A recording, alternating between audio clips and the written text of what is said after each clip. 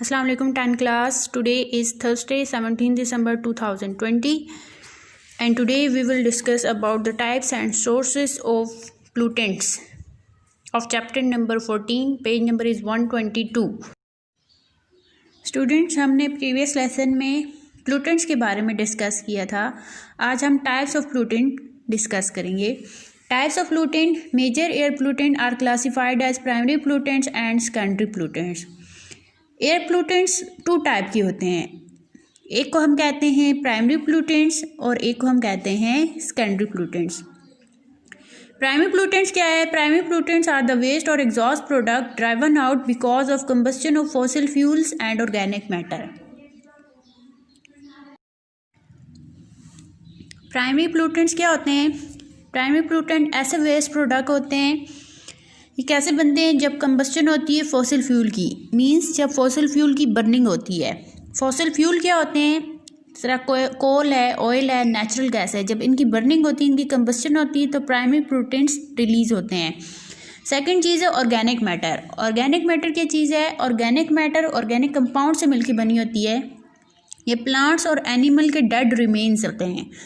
जब इनकी बर्निंग होती है तो इनसे भी प्राइमरी पोल्यूटेंट्स रिलीज़ होते हैं. अब आपके पास प्राइमरी पोल्यूटेंट्स की डिफरेंट एग्जांपल बताई गई हैं. These are oxides of sulphur. Sulphur के ऑक्साइड्स हैं, इस तरह है sulphur dioxide and sulphur trioxide. Oxides of carbon, carbon के ऑक्साइड हैं कार्बन डाइऑक्साइड, कार्बन मोनोऑक्साइड. इसी तरह ऑक्साइड्स ऑफ नाइट्रोजन के ऑक्साइड हैं oxides of nitrogen, specially nitric oxide and hydrocarbon. Hydrocarbon में methane, ammonia and compounds of fluorine. ये different example हैं primary pollutants की. नेक्स्ट है secondary pollutants. Secondary pollutants are produced by various reaction of primary pollutants. जब primary pollutants के दरमियान reactions होते हैं तो उन्हीं से सेकेंडरी पोल्यूटेंट्स बनते हैं.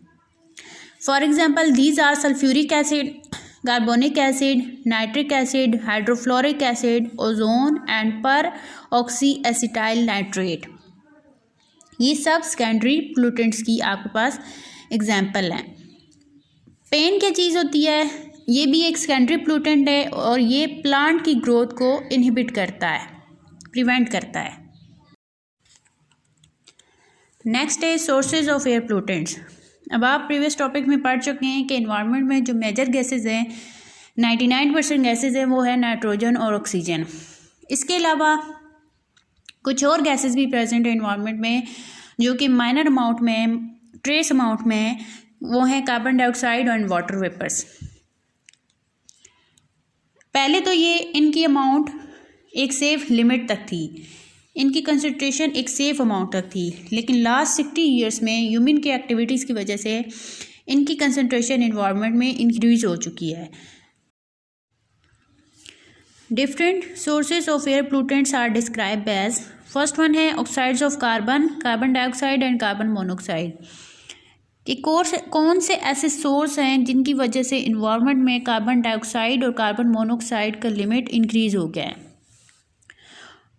Sources of oxides of carbon are as follows. First point है both of these gases are emitted due to volcanic eruption and decomposition of organic matter naturally.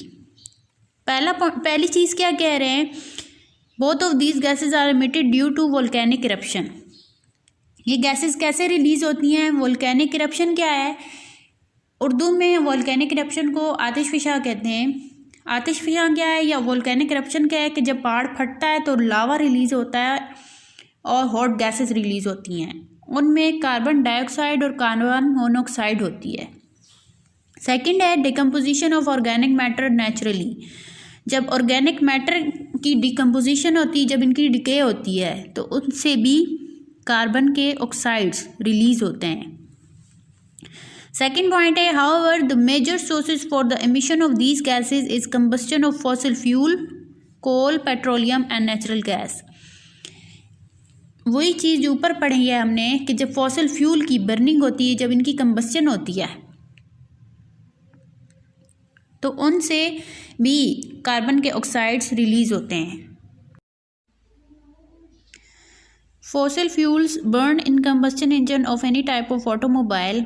Fossil fuel अब कहाँ यूज़ किए जाते हैं?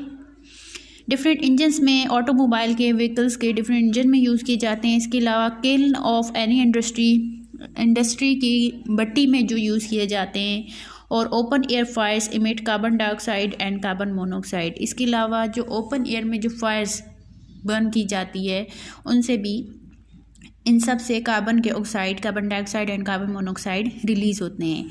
Last point है forest fires and burning of would also emit carbon dioxide and carbon monoxide. जब forest में जब fire लगती है या वुड वगैरह की बर्निंग होती है उससे भी कार्बन डाइऑक्साइड और कार्बन मोनोऑक्साइड रिलीज होते हैं। Specially when supply of oxygen is limited, emission of carbon monoxide dominate.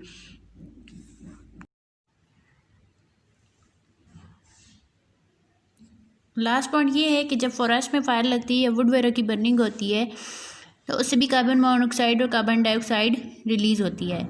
Specially when supply of oxygen is limited, emission of carbon monoxide dominate. जब ऑक्सीजन की supply limited होती है तो carbon monoxide release होती है।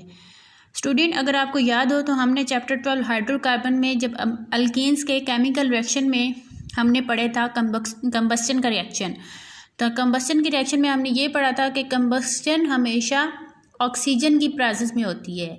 जब ऑक्सीजन की supply limited हो जाती है, कम होती है, तो कार्बन मोनोऑक्साइड रिलीज होती है।